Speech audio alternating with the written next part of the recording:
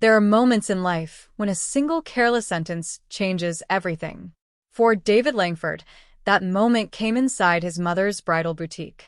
Until then, he had always believed words were harmless. A joke was just a joke. If someone couldn't laugh about themselves, that was their problem, not his. He had no idea those few sarcastic words would spark a chain of events that would haunt him for years. Caroline Langford wasn't just another business owner. She was one of the most respected entrepreneurs in the Valley. More than 20 years earlier, she'd opened a tiny bridal boutique with little more than determination and a sharp eye for fashion. Her reputation spread quickly. Brides traveled from neighboring towns just to have Caroline personally help them choose their wedding gowns. One store became 3. 3 became 10. Eventually, her company expanded into more than 25 successful locations. Despite becoming wealthy enough to retire comfortably, Caroline still spent most of her time inside her original flagship boutique. Helping customers wasn't work to her. It was what she loved.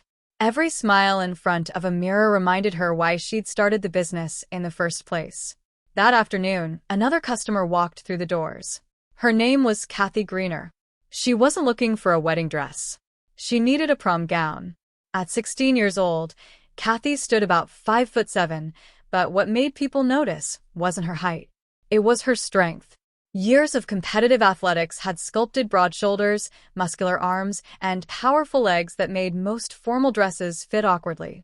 One after another, gowns failed. Sleeves stretched tightly around her biceps. Off-the-shoulder designs exaggerated her upper body. Elegant dresses suddenly looked uncomfortable. Most sales associates would have given up. Caroline never did. She carefully studied Kathy's build before disappearing into the racks once again. Several minutes later, she returned carrying a gown unlike the others. "Let's try something different," she said with confidence. The dress itself was simple and elegant, but the real secret was the matching short cape that rested lightly across the shoulders. The effect was immediate. Instead of emphasizing Kathy's strength, the flowing fabric balanced her proportions beautifully. Kathy slowly turned toward the mirror. For the first time that afternoon, she smiled. "I actually love this." Caroline smiled back. "I thought you might." Standing near the front counter, David had watched the entire fitting. 17 years old, confident, handsome, and convinced he was the funniest person in every room. As Kathy admired herself, David leaned against the register with a grin. "Looks like Hercules decided to go to prom." A couple nearby customers glanced over. The smile vanished from Kathy's face. Caroline slowly turned toward her son. The disappointment in her eyes hit harder than anger ever could. "David." Her voice was calm. Too calm. "We don't speak about customers that way." He shrugged. "It was just a joke." "No." She stepped closer. "It was disrespect." David rolled his eyes and looked away.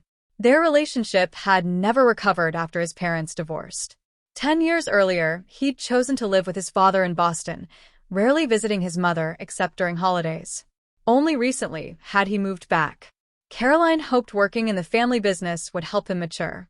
Instead, he flirted with employees, ignored instructions, handed out expensive merchandise as gifts to girls he liked.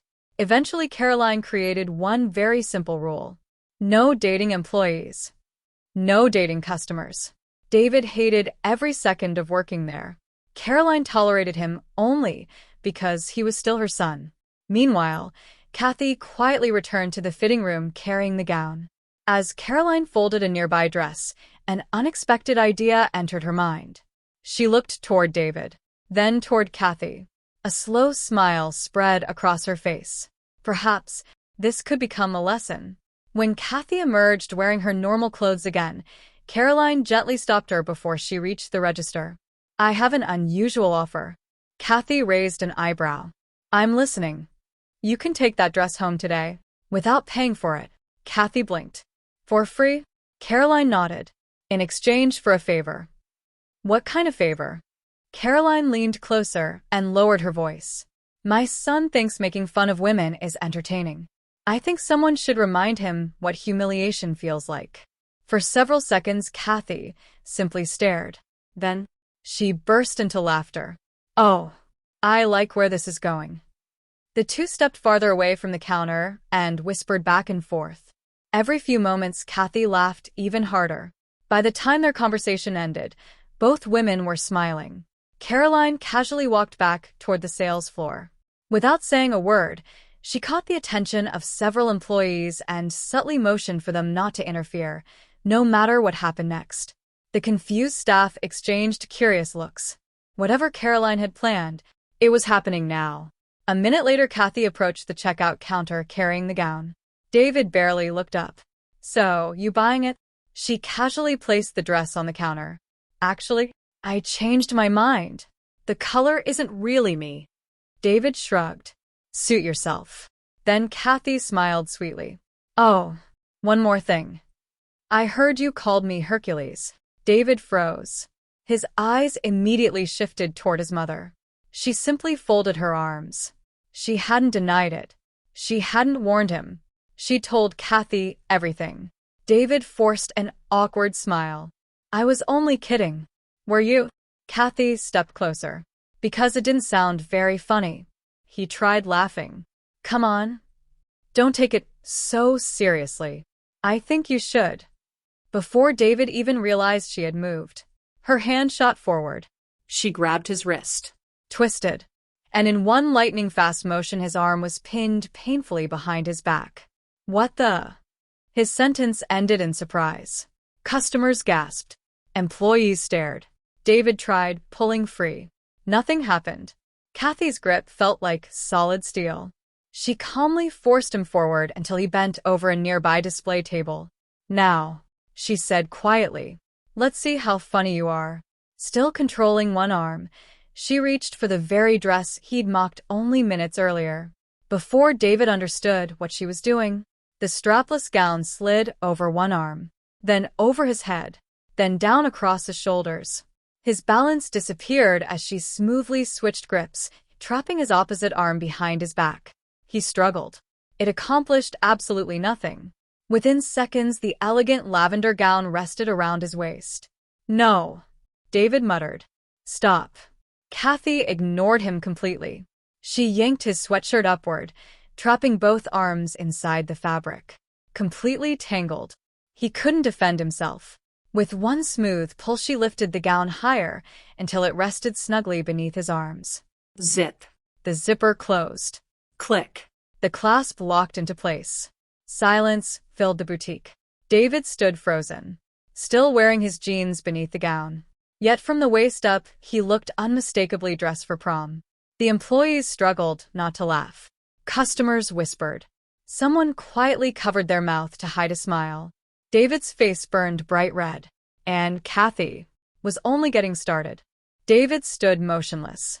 The elegant lavender gown now hugged his upper body while every eye inside the boutique remained fixed on him. His heart pounded. His cheeks burned. He had never imagined becoming the center of attention like this. Kathy stepped behind him again. "You've got nice long hair," she said casually. Before he could react, she gathered it into a high ponytail and secured it tightly with one of the colorful scarves from a nearby display. The playful ribbon bounced as she let go. Several employees exchanged amused glances. David wanted the floor to swallow him whole. Still, Kathy wasn't finished. She noticed a tester bottle of perfume sitting on the cosmetics counter. Without hesitation, she picked it up. Can't forget the finishing touch. A quick spray behind one ear, another behind the other. A light mist drifted around him. The boutique suddenly smelled like expensive perfume instead of embarrassment. Then Kathy rolled a large 3-panel mirror directly in front of him. David looked up and froze. For the first time, he saw himself. The flowing lavender gown hid most of his jeans. His long ponytail completed the illusion. From a distance, he genuinely looked ready to attend a formal event. Kathy folded her arms. "So, who looks ridiculous now?" David swallowed hard. "I do." Louder. "I do." She smiled. "Much better." Then she slowly flexed one muscular arm only inches from his face. "You called me Hercules. I think you owe these muscles an apology." David hesitated. Kathy simply raised an eyebrow. He leaned forward and awkwardly kissed her flexed bicep. She switched arms. This one too. He kissed the second arm. Only then did Kathy untie his wrists. But she wasn't about to let him escape. Instead, she secured a decorative sash around his waist and loosely fastened him to a nearby clothing rack. Stay here and spend the next few minutes admiring your new look. If I come back and you've disappeared, she smiled sweetly, I'll take you for a little walk around the mall dressed exactly like this. David believed her. He didn't move an inch. Kathy calmly walked toward the front entrance. As she passed Caroline, she simply smiled. I think your son understands the lesson now. Caroline returned the smile. Oh, we watched the whole thing. Kathy looked confused. What do you mean? Caroline pointed toward the security monitor behind the counter. The entire incident replayed on screen. Every movement, every second, every expression on David's face. Kathy laughed out loud. That only took about a minute. One of the sales associates shook her head. I've never seen anyone move that fast. Another employee giggled. He never stood a chance. Meanwhile, David remained exactly where Kathy had left him, completely defeated, staring into the mirror, listening to employees whisper behind him. A few moments later, Caroline finally untied him. Go home, take a shower, and think very carefully before making fun of another customer. David didn't argue. He hurried into the changing room, removed the dress, stuffed his hair back into place, and practically ran from the store. The moment the front door closed, every employee burst into laughter. Even Caroline couldn't hold it in anymore. I think, she said while wiping tears from her eyes, that lesson finally got through. Across town, Kathy couldn't stop smiling during the drive home. She'd gotten the perfect revenge. Not only had the rude teenager learned a valuable lesson, she'd also walked away with a beautiful prom dress completely free. The day couldn't possibly get any better, or so she thought. As soon as she entered the house, she heard her older brother Ted talking excitedly on the phone. No way. Seriously? That's hilarious. He hung up laughing. You won't believe what happened. Kathy raised an eyebrow. What now? Mike lost an arm wrestling bet against his sister. So now he's getting a perm. Kathy burst into laughter. Serves him right. Ted shrugged. Any guy who loses to his sister deserves it. Kathy slowly smiled. Oh, really? Ted suddenly realized what he'd said. You think you could beat me? She folded her arms. You want to find out? Ted laughed confidently. You're on. If I lose, I'll get the perm. If you lose, you clean my room for a month. Deal. They sat across from each other at the kitchen table, their elbows locked, hands gripped tightly.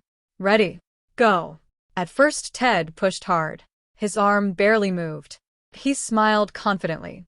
Then, very slowly, everything changed. Kathy's arm remained perfectly steady. Ted's smile disappeared. His muscles strained. His face turned red. No, he whispered. Within seconds, his hand slammed flat against the table. The match was over. Ted stared in disbelief. I can't believe that just happened. Kathy laughed. Looks like someone's getting curls. Ted groaned. You aren't actually serious. Oh, I'm very serious. Just then, Ted had an idea. What if we make it double or nothing? Kathy crossed her arms. I'm listening. Our older brother John gets home in about an hour. If he beats you, I'm free. But if you beat him, we both get perms. Kathy smiled slowly. Now that sounded interesting. John had embarrassed her plenty of times over the years. Watching both brothers leave a salon with matching curls would be priceless. Deal. An hour later, John walked through the front door. Kathy wasted no time. Your little brother just lost an arm wrestling match. John laughed. So, he bet a perm. John laughed even harder. Ted quickly interrupted. You can save me. John looked confused. How? If you beat Kathy, I'm off the hook. But if she wins, we both go. John looked at Kathy, then at Ted, then back again. Finally, he smiled. Fine. Let's do it. Unlike Ted, John was much stronger. The match lasted several minutes. At first, he forced Kathy's arm dangerously close to the table. It looked over. Then, little by little, she fought back. Their hands returned to the center. John's confidence disappeared. His arm began drifting downward. His face filled with shock. And finally, slam. The table shook. John lost. Kathy stood triumphantly. Looks like we're going shopping. An hour later, the three siblings entered the salon. Ted and John wore expressions usually reserved for prisoners walking toward a courtroom. Kathy couldn't stop smiling. She deliberately arrived early so her brothers would have plenty of time to watch other customers sitting beneath rows of colorful perm rods. "That's going to be you," she whispered. Ted gulped. John rolled his eyes. One by one they were called into styling chairs. Hair washed, wrapped tightly around rods.